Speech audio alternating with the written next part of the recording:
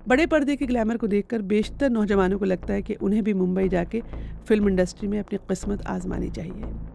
हजारों नौजवान मुंबई का रुख करते हैं। इसी भीड़ में एक लड़की कृतिका चौधरी भी थी, जो हजारों ख्वाब अपनी आंखों में समाये मुंबई की जादू नगरी में अपनी किस्मत आजमाने आई थी। उसने कड़ी मेहनत और तवील जद्दोजहद करके टीवी इंडस्ट्री में थोड़ा बहुत नाम कमाया। अभी वो अपने पैर जमा ही रही थी कि एक दिन उसकी लाश मुंबई में उसके फ्लैट से मिली। कृतिका के मर्डर ने ख्वाबों की नगरी में हलचल मचा दी। मर्डर तो मुंबई में हुआ, कई हफ्तों बाद उनकी गली सड़ी लाश उनके फ्लैट में मिली, लेकिन इस कत्ल की गुत्थी सुलझाने में उस शर्ट ने क्या किरदार अदा किया जो दुबई में खरीदी गई थी। आज की BBC रीड्स में बात मुंबई नगरी के उस तारीख चेहरे की जो अक्सर फिल्मी सितारों और उनसे मुंसलिक चमक धमक में दिखाई नहीं देता। मैं हूँ खदीजा आरिफ। आप सुन रहे हैं BBC रीड्स। तारीख 12 जून 2017।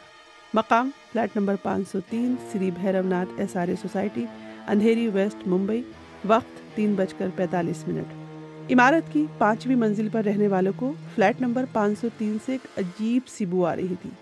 ये फ्लैट अदाकारा कृतिका चौधरी का था। कृतिका आसपास के लोगों से ज्यादा मेल मिलाप या बातचीत नहीं करती थी।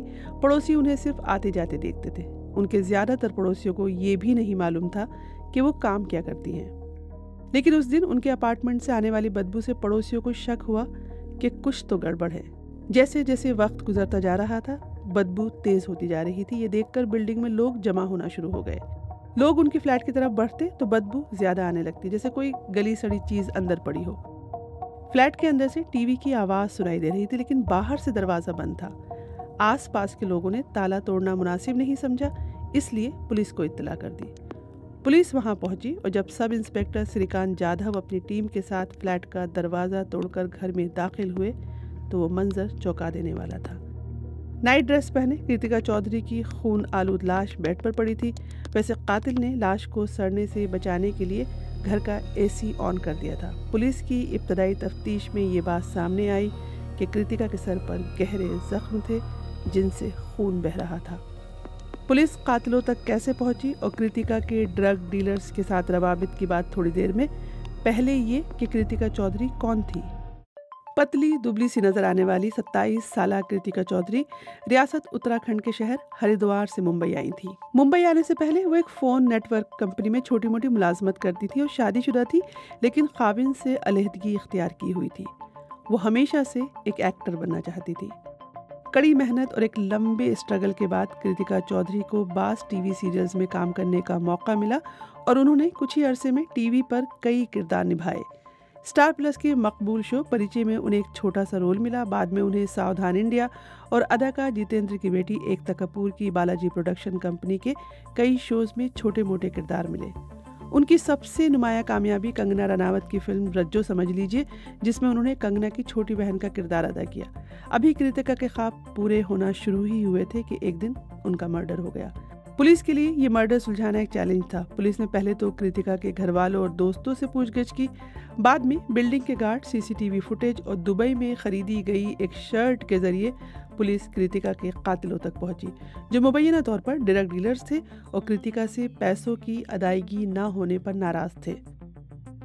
पुलिस का कहना है कि मामला 6,000 रुपए का था, जो मर्डर की वजह बना। लेकिन कृतिका के घर वालों का कहना है कि कत्ल के बाद उसके घर से 22,000 रुपए बरामद हुए थे, जिसका मतलब है कि कृतिका आसानी से 6,000 रुपए अदा कर सकती थी।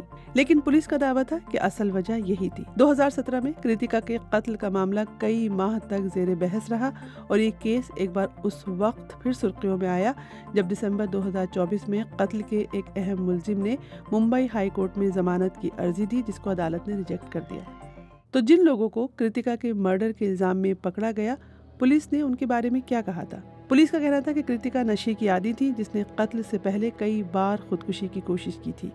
इसी वजह से उनके सब दोस्त और मिलने जुलने वाले धीरे धीरे उनसे दूर हो गए थे। वो अकेली रहती थी और उन्होंने काफी लोगों से कर्ज ले रखा था। मुंबई पुलिस को कृतिका के कातिलों का सुराग लगाने में कई महीने लगे, लेकिन जब केस हल हुआ तो उनके कत्ल की वजह सुनकर सब हैरान रह गए। तो हुआ यूं कि उस वक्त पुलिस को लाश के करीब से लोहे का एक मुक्का या पंजा मिला जो खून से लथपथ था। इसी जगह खून से लथड़ी हुई एक शर्ट भी मिली थी। कृतिका का मोबाइल भी वहीं पड़ा था जिस पर मुताद्दिद मिस्ड कॉल्स थी। इसी दौरान कृतिका के फोन पर एक कॉल आई। पुलिस ने फोन उठाया तो कृतिका के भाई ने बात की। उनके भाई ने पुलिस को बताया कि वो कई दिनों से कृतिका को फोन कर रहे थे लेकिन कोई जवाब नहीं मिला। पुलिस ने उनको बताया कि कृतिका अब इस दुनिया में नहीं रही। ये खबर सुन के कृतिका चौधरी के भाई और वालदा मुंबई पहुंचे। वो उनकी मैयत वापस अपने आबाई घर ले जाना चाहते थे लेकिन लाश इतनी बुरी तरह गल सड़ चुकी थी कि उनकी आखिरी रस्मात मुंबई के अंधेरी इलाके के शमशान घाट में ही अदा कर दी गई। पोस्टमार्टम रिपोर्ट के मुताबिक कृतिका की मौत सर पर शदीद चोट लगने से हुई थी और उनके सर पर तेज धार वाले आले से वार किए गए थे। पुलिस का कहना है कि उनको लोहे के पंजे से मारा गया। अहम बात यह है कि लाश के पास से एक खून आलूदा शर्ट भी मिली थी। पुलिस ने नामालूम अफराद के खिलाफ कत्ल का मुकदमा दर्ज करके मजीद तफ्तीश शुरू कर दी। अब सवाल यह है कि पुलिस मुल्जिमान तक कैसे पहुंची। इब्तदाई तफ्तीश के दौरान पुलिस ने उस बिल्डिंग के गार्ड से पूछगछ की और उसे हिरासत में लिया। साथ ही बिल्डिंग के अंदर मौजूद ग्रोसरी स्टोर चलाने वाले से भी पूछगछ की। दुकान के मालिक ने पुलिस को बताया कि कृतिका 7 जून की शाम को उनकी दुकान पर आई थी और कुछ सामान खरीद कर ले गई थी लेकिन उसके बाद नजर नहीं आई।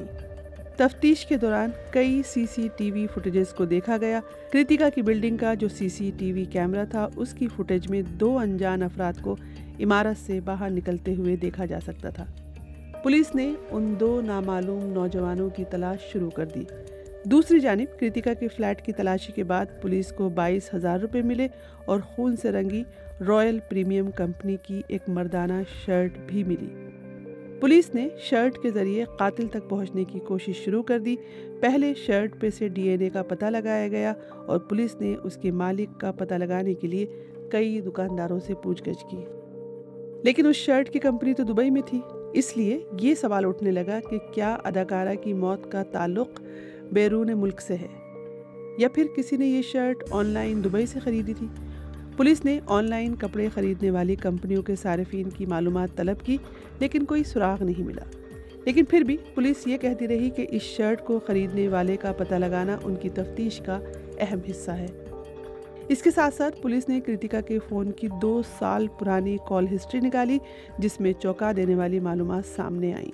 ज़्यादातर कॉल्स मनशियात फरोशों की थी, जिसके बाद ये बात सामने आई कि कृतिका नशे की आदी थी और वो कई ड्रग डीलर्स के राब्ते में थी। तफ्तीश में मालूम हुआ कि वो 2 साल से मुसलसल एक मनशियात फरोश से ड्रग्स खरीद रही थी।